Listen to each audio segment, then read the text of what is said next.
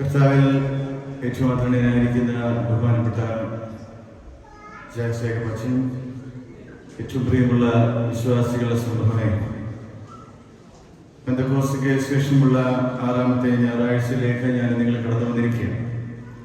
നമ്മളിത് കേട്ടതായ വേദഭാഗം വിശുദ്ധ മത്തായിയുടെ സുവിശേഷം 15-ാം അധ്യായം അതിൻ്റെ 32 മുതൽ 39 വരെയുള്ള വാക്യങ്ങൾ. വളരെ സുപരിചിതമായ വേദഭാഗം. സുവിശേഷങ്ങൾ മുഴുവനും കർത്താവ് ചെയ്ത അടയാളങ്ങൾ വ്യക്തമായി പറഞ്ഞിട്ടുള്ളതിൽ പ്രധാനപ്പെട്ട 2 അടയാളങ്ങളാണ് കർത്താവ് അപ്പം വർദ്ധിപ്പിച്ച്. മത്തായിയുടെ സുവിശേഷത്തിലും 7 അപ്പം കൊണ്ട് 4000 പേരെ കർത്താവ് പോഷിപ്പിക്കുന്ന വലിയ സംഭവം ഈ വേദഭാഗത്ത് നമ്മൾ വായിക്കുന്നു. കർത്താവിനെ കാണുവാൻ, കർത്താവിൽ നിന്ന് സൗഖ്യം പ്രാപിക്കുവാൻ, കർത്താവിന്റെ വചനങ്ങൾ കേൾക്കുവാൻ അനേകം ആളുകൾ മരുഭൂമിയിൽ യേശുവിന്റെ അടുക്കൽ വരികയാണ്. 3 രാവും 3 പകലും അവർ കർത്താവിനോടൊപ്പമായിരുന്നു. കർത്താവിന് അവരോട് മനസ്സലിവ് തോന്നി ശിഷ്യന്മാരോട് പറയുന്നുണ്ട്, ഒരു 3 ദിവസം എൻ്റെ കൂടെ ആയിരിക്കുന്നു, അവർക്കുള്ളത് കൊടുത്തവരെ സന്തോഷമായി യാത്രയാക്കണം. അവർ പറയുന്നുണ്ട്, ഈ മരുഭൂമിയിൽ ഇത്രയും പേർക്ക് കൊടുക്കുവാനുള്ള ആഹാരമൊന്നും ഞങ്ങളുടെ കയ്യിലില്ല, അതുകൊണ്ട് ഞങ്ങൾക്ക് എന്ത് ചെയ്യണമെന്നൊന്നും അറിയുക. കർത്താവ് അവരോട് കൽപ്പിക്കുകയാണ് അവരെ നിലത്തിരുത്തുവാൻ. അവരെ ഇരുത്തി അവിടെ ഉണ്ടായിരുന്ന അപ്പം എടുത്ത് പ്രാർത്ഥിച്ച് നന്ദിയോടുകൂടി ബറാഖ, യഹൂദന്മാരുടെ പ്രാർത്ഥനയാണ് ബറാഖ, ദൈവത്തിലേക്ക് നോക്കി പ്രാർത്ഥിച്ച് നന്ദി അർപ്പിച്ച് നുറുക്കി അത് ജനങ്ങൾക്ക് കൊടുത്തു. നിറഞ്ഞ് അവർ തൃപ്തരായി ശേഷിച്ച കുട്ട നിറച്ച് 7 കുട്ട നിറച്ചെടുത്ത് അവർ ഹാപ്പിയായി എല്ലാവരും തിരിച്ചു പോകുന്നതായിട്ട് നമ്മൾ വേദഭാഗത്ത് വായിക്കുന്നു. ഇവിടെ ഒരു കാര്യം മാത്രം പറഞ്ഞ് ഞാൻ എൻ്റെ കർത്തവ്യത്തിന് വിരമിച്ചോളാം. ഇവിടെ പറയുന്ന ഒരു കാര്യമുണ്ട്. ഇവിടെ ഉണ്ടായിരുന്ന ഈ ജനങ്ങളെല്ലാവരും തൃപ്തരായി കടന്നുപോയി എന്ന് വായിക്കുന്നു. ശിഷ്യന്മാർ ഇതേ കൺസേണാണ് കർത്താവിനോട് പറയുന്നത്, കർത്താവെ, ഇവരെയൊക്കെ തൃപ്തിപ്പെടുത്തുവാൻ ഞങ്ങളെ കൊണ്ട് പറ്റുകയില്ല. കർത്താവ് എല്ലാ അനുഗ്രഹങ്ങളും എല്ലാ വരങ്ങളും കൊടുത്ത് അനുഗ്രഹിച്ചവരാണ് ഈ അപ്പോസ്തലന്മാർ. ലൂക്കോസിന്റെ സുവിശേഷത്തിൽ നമ്മൾ വായിക്കുന്നുണ്ട്, ഇവർ പല ഇടങ്ങളിൽ പോയി പല അടയാളങ്ങളും ചെയ്തിട്ട് കടന്നു വന്നവരാണ്. പക്ഷേ ഈ ഒരു പ്രതിസന്ധി ഘട്ടത്തിൽ എന്ത് ചെയ്യണമെന്നുള്ള ബോധ്യം അവർക്ക് ഇല്ലാതെ പോയി. തന്റെ കൂടെ വന്ന അല്ലെങ്കിൽ കർത്താവിനോട് കൂടെ ആയിരിക്കുന്ന ജനങ്ങളെ നോക്കേണ്ട ഉത്തരവാദിത്വം കൂടെയുള്ള ശിഷ്യന്മാർ കൂടിയുള്ളതാണ്. എന്ത് ചെയ്യണം അറിയാതെ പ്രയാസപ്പെട്ട് നിൽക്കുന്ന, അല്ലെങ്കിൽ അവർ തൃപ്തിപ്പെടുത്തണം, എങ്ങനെ തൃപ്തിപ്പെടുത്തണമെന്ന് അറിയാത്തവരോട് കർത്താവിന്റെ വചനങ്ങളും പ്രവർത്തനങ്ങളും കൊണ്ട് അവരെ തൃപ്തരാക്കി പല ഭവനങ്ങളിലേക്കും അവരെ തിരിച്ചയക്കുകയാണ്. സംതൃപ്തി എന്നുള്ളത് ഒരു ദൈവത്തിന്റെ കൃപയാണെന്നുള്ളതാണ്. Satisfaction is truly a divine grace. We cannot attain satisfaction without divine grace. It's truly a blessing. ഇതൊരു അനുഗ്രഹമാണ്. കർത്താവ് ഇവിടെ ചെയ്തത് അത് തന്നെയാണ്. ദൈവത്തിന് മാത്രം നൽകുവാൻ കഴിയുന്ന ഒരു സംതൃപ്തിയുടെ അനുഭവം. നമുക്ക് സന്തോഷങ്ങൾ പലതും നൽകാൻ കഴിയും. നമ്മുടെ കയ്യിലിരിക്കുന്ന പണം കൊണ്ടോ, അല്ലെങ്കിൽ നമ്മൾ പണിയുന്ന ഭവനങ്ങൾ കൊണ്ടോ, നമ്മുടെ സമ്പാദ്യങ്ങൾ കൊണ്ടോ, നമ്മുടെ നേട്ടങ്ങൾ കൊണ്ടോ, നമ്മുടെ പദവികൾ കൊണ്ടോ, നമ്മുടെ ബന്ധങ്ങൾ കൊണ്ടൊക്കെ നമുക്ക് സന്തോഷങ്ങൾ ലഭിച്ചേക്കാം. That is not permanent. അത് നമുക്ക് എല്ലാവർക്കും അറിയാം. പക്ഷെ അതൊക്കെ നൽകിയേക്കാം. പക്ഷെ സംതൃപ്തി നൽകുവാൻ ദൈവത്തിന് മാത്രമേ സാധിക്കത്തുള്ളൂ. ശമരിയാക്കാരി സ്ത്രീ വെള്ളം കോരുവാൻ വരുമ്പോൾ കർത്താവിനോട് സംസാരിക്കുന്നുണ്ട്. നിങ്ങൾ വായിച്ചിട്ടുണ്ടാകും യോഹന്നാന്റെ സുവിശേഷം 4-ാം അധ്യായത്തിൽ. ശമരിയാക്കാരി സ്ത്രീയോട് കർത്താവ് സംസാരിക്കുമ്പോൾ കർത്താവ് പറയുന്ന ഒരു കാര്യമുണ്ട്, നിനക്ക് ഒരിക്കലും ദാഹിക്കാതിരിക്കുവാനുള്ള വെള്ളം എന്റെ കയ്യിലുണ്ട്.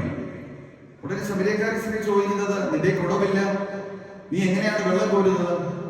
അത് മാത്രമല്ല, ഈ വെള്ളം തന്നിട്ട് എന്നെ സന്തോഷമാക്കി നീ എന്നെ യാത്രയാക്കണം. ഞാനാണ് ആ ജീവന്റെ ജലം,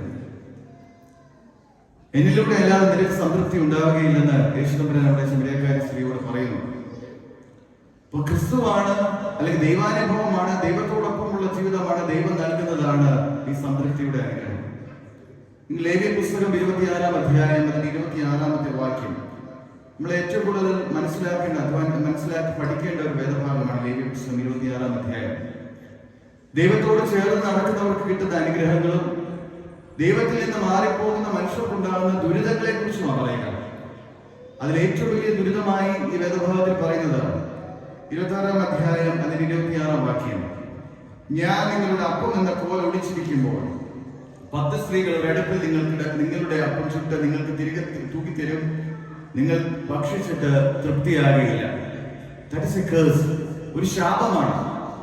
നിങ്ങൾ എത്ര കഴിച്ചാലും നിങ്ങൾക്ക് തൃപ്തി വരത്തില്ല എന്നുള്ളത് ശാപമാണ്. ഒരപ്പം കഴിച്ചാലും വയർ നിറയുന്ന ഒരു അനുഭവം ഉണ്ടല്ലോ, അത് അനുഗ്രഹം. അപ്പോ ഉദ്ദേശിക്കുന്നത് കഴിക്കുന്ന ആഹാരത്തെ കുറിച്ചല്ല പറയുക, മറ്റെന്തുമാവട്ടെ ആ ദൈവത്തിന്റെ അനുഗ്രഹമാണ്. അതാണ് അനുഗ്രഹം. അതിനപ്പുറം അസംതൃപ്തി എന്ന് പറയുന്നത് ഒരു ശാപമാണ്. നമ്മുടെയൊക്കെ വ്യക്തി ജീവിതത്തിലേക്ക് നമ്മൾ കടന്നു പോകുമ്പോൾ നമ്മൾ സംതൃപ്തരാണോ എന്നുള്ളത് നമ്മൾ ചോദിക്കണം. കുടുംബജീവിതത്തിലാവട്ടെ, ആത്മീയ ജീവിതത്തിലാവട്ടെ, വ്യക്തി ജീവിതത്തിലാവട്ടെ, നമ്മൾ സംതൃപ്തരാണ്. R V satisfied? വിശുദ്ധ കുർബാന എന്ന് പറയുന്നത് എന്താണ്? സംതൃപ്തിയുടെ അനുഭവം നൽകുന്ന ഭക്ഷണമാണ് വിശുദ്ധ കുർബാന. അതുകൊണ്ടാണ് അവസാനം ആശീർവദിക്കുമ്പോൾ നിങ്ങൾ സന്തോഷിച്ച് തൃപ്തരായി നിങ്ങൾ സമാധാനത്താലെ പോകരുതെന്ന് പറയുന്നത്. എന്തുകൊണ്ടാണ് നമുക്ക് വീണ്ടും വിശക്കുന്നതിന് കാരണം? ദേവാലയത്തിനുള്ളിൽ ആരാധന ജീവിതത്തിൽ നമുക്ക് സംതൃപ്തി ലഭിക്കാത്തതിന്റെ കാരണം വേറെ ആരുമില്ല, നമ്മൾ തന്നെ. അത് ശാപമാണ്. എനിക്ക് ആ സംതൃപ്തി ലഭിക്കാത്തത് വേറെ ആരുടെ കുഴപ്പമില്ല, എന്റെ കുഴപ്പം കൊണ്ട് തന്നെയാണ്. എന്റെ വ്യക്തി ജീവിതത്തിൽ, ആത്മീയ ജീവിതത്തിൽ ഉണ്ടാകുന്ന അപജയങ്ങൾ എന്റെ അസംതൃപ്തിക്ക് കാരണമാണ്. നമ്മൾ ശാപം മേടിക്കേണ്ടവരാണോ അനുഗ്രഹം മേടിക്കേണ്ടവരാണോ? ആരാധനയിലൂടെ അനുഗ്രഹങ്ങൾ പ്രാപിച്ച് കടന്നു പോകേണ്ടതാണ് നമ്മളെല്ലാവരും. 26-ാം അധ്യായത്തിൽ, ലേവ്യ പുസ്തകം 26-ാം അധ്യായത്തിൽ പറയുന്ന ഒരു വാക്കുണ്ട്. തന്നെ വിശ്വസിക്കുന്ന ജനങ്ങളുടെ ഇടയിലൂടെ ദൈവം സഞ്ചരിച്ചു കൊണ്ടിരിക്കും എന്നുള്ളതാണ്. God will travel among us and we will be satisfied. നമ്മുടെ ഇടയിലൂടെ ദൈവം നടക്കണം. നമ്മുടെ ജീവിതങ്ങളിലൂടെ, നമ്മുടെ വ്യക്തി ജീവിതങ്ങളിലൂടെ, നമ്മുടെ ചിന്താഗതികളിലൂടെ, നമ്മുടെ പ്രവർത്തനങ്ങളിലൂടെ ദൈവം സഞ്ചരിക്കുവാനുള്ള വഴി നമ്മൾ ഒരുക്കി കൊടുക്കണം. എങ്കിൽ മാത്രമേ നമുക്ക് സംതൃപ്തിയുടെ അനുഭവം ഉണ്ടാവുകയുള്ളൂ. എന്നിപ്പോ പറഞ്ഞതുപോലെ ഒരിക്കലും സംതൃപ്തമാകാത്ത ജീവിതമാണ് എന്റേത്. നിങ്ങൾക്ക് സംതൃപ്തരാകണം എന്ന് ഞാൻ വിശ്വസിച്ചുകൊള്ളട്ടെ. ഞാൻ എന്റെ കാര്യമാണ് പറയുന്നത്. ഈയിടയ്ക്ക് ഒരു മനുഷ്യന്റെ ഒരു മോട്ടിവേഷൻ സ്പീച്ച് കേൾക്കാനിടയായി. ഞാനത് പറഞ്ഞ് എന്റെ കർത്തവ്യത്തിൽ വിരമിച്ചുകൊള്ളാം. ഒരു മനുഷ്യന് 2 ജീവിതം ഉണ്ടെന്നാണ് ആ മനുഷ്യൻ പറയുന്നത്. ഒന്നാമത്തെ ജീവിതം അവന്റെ ജീവിതം അവസാനിക്കാൻ പോകുന്നു എന്ന് പറയുന്നതാണ് അവൻ ആ ജീവിതം ആരംഭിക്കുന്നത്. രണ്ടാമത്തെ ജീവിതം ആരംഭിക്കുന്നത് അവസാനിക്കുമെന്നുള്ള തിരിച്ചറിവിൽ തുടങ്ങുന്ന ജീവിതമാണ്. 2 ജീവിതം ആ മനുഷ്യനുള്ളൂ. എന്റെ മുമ്പിൽ ഇരിക്കുന്ന നിങ്ങൾക്കും എനിക്കും മരണമുണ്ട്. ഇന്ന് രാത്രി മരിക്കുമെന്നുള്ള ബോധ്യമുണ്ടെങ്കിൽ നമുക്ക് ആകെപ്പാടെ ഒരു വെപ്രാളമായിരിക്കും, അല്ലേ? നമ്മൾ ഇപ്പോഴും ജീവിച്ചിരിക്കുന്നത് ഇവിടുത്തെ സന്തോഷം, നമ്മുടെ ഈ ഓസ്ട്രേലിയൻ മണ്ണിൽ സന്തോഷമായിട്ട് ജീവിക്കുമ്പോഴൊക്കെ നമ്മുടെ മനസ്സിൽ കൂടെ പോകുന്നത് ഗവൺമെന്റ് ടേക്ക് കെയർ ചെയ്തുള്ളൂ എന്നല്ലേ. മെഡിക്കെയർ ഉണ്ട്, ഹെൽത്ത് ഫെസിലിറ്റി ഉണ്ട്, നല്ല ഫുഡുണ്ട്, ലൈഫ് എക്സ്പെക്ടൻസി മോർ ദാൻ 90 ഉണ്ട്. കുഴപ്പമൊന്നുമില്ല. ഈ തൊലികൾ ചുളുങ്ങുന്ന സമയം വരും, എല്ലുകൾ വാടുന്ന സമയം വരും, നമ്മുടെ ബുദ്ധി ശോഷിക്കുന്ന സമയം വരും, മണ്ണോട് മണ്ണ് ചേരുന്ന സമയം വരും. അന്ന് സംതൃപ്തമാണോ എന്നുള്ളത് നമ്മളോട് തന്നെ ചോദിക്കണം. Are we satisfied? നമുക്കത് സാറ്റിസ്ഫാക്ഷൻ കിട്ടിയില്ല എന്നുണ്ടെങ്കിൽ that is a curse. അത് ശാപം തന്നെയാണ്. ശാപം നേടേണ്ടവരല്ല, അനുഗ്രഹം നേടേണ്ടവരാണ്. ഇന്ന് വിളിച്ചാലും കർത്താവേ എല്ലാം ചെയ്യുവാൻ സാധിച്ചു, സംതൃപ്തമായി മുമ്പിൽ നിന്ന് എനിക്ക് കടന്നു പോകാൻ സാധിച്ചു എന്ന് ധൈര്യത്തോടു കൂടെ പറയുന്ന ഒരു ജീവിതം നമുക്കുണ്ടാകണം. ജീവിതം 2 ഉണ്ട്. അത് ഓൾറെഡി നമ്മൾ തുടങ്ങിക്കഴിഞ്ഞു. രണ്ടാമത്തെ വെപ്രാളത്തിനായിട്ട് ഞാൻ നിങ്ങൾ കാത്തിരിക്കാതെ ജീവിതം ഏറ്റവും നല്ല രീതിയിൽ ആസ്വദിച്ച്, സ്നേഹിച്ച്, കരുതി, പരിപാലിച്ച് മുന്നോട്ട് പോകുവാൻ നമുക്കിടയാകണം. സംതൃപ്തമായ ഒരു ആത്മീയ ജീവിതം നമുക്കുണ്ടാകണം. കർത്താവ് വലിയ അത്ഭുതങ്ങളൊന്നും ചെയ്തില്ല. കർത്താവ് കൊടുത്തത് കൊണ്ടാണ് ആ 7 അപ്പത്തിന്റെ ഒരു അംശം കഴിച്ചപ്പോൾ അവരുടെ വയറ് നിറഞ്ഞത്. അവിടെ വലിയ അത്ഭുതങ്ങളൊന്നും ചെയ്തില്ല. കൊടുത്ത ഒരു നുറുക്ക് കൊണ്ട് അവരുടെ വയറ് നിറഞ്ഞു, അവരുടെ മനസ്സ്. നമ്മുടെ ജീവിതങ്ങൾ നിറയട്ടെ. കുർബാനയിൽ നൽകുന്നത് ചെറിയൊരു നുറുക്കാണ്, ചെറിയൊരു മുറിയാണ് നൽകുന്നത്, ചെറിയൊരു അപ്പമാണ് നൽകുന്നത്. We should be satisfied with that single piece of bread. Otherwise, as I said before, it's a curse.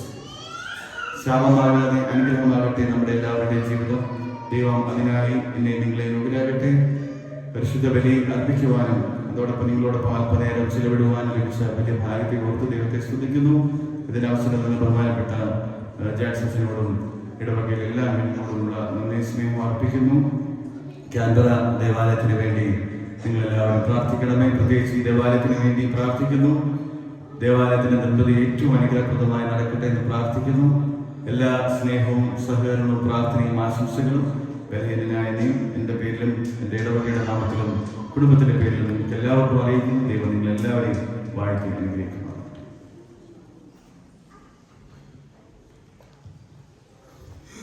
ദൈവമാകട്ടെ.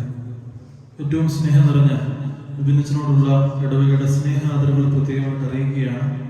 നമുക്കറിയാം, അച്ഛൻ പല പ്രാവശ്യം നേരത്തെ നമ്മുടെ ദേവാലയത്തിൽ കടന്നു വന്നിട്ടുണ്ട്.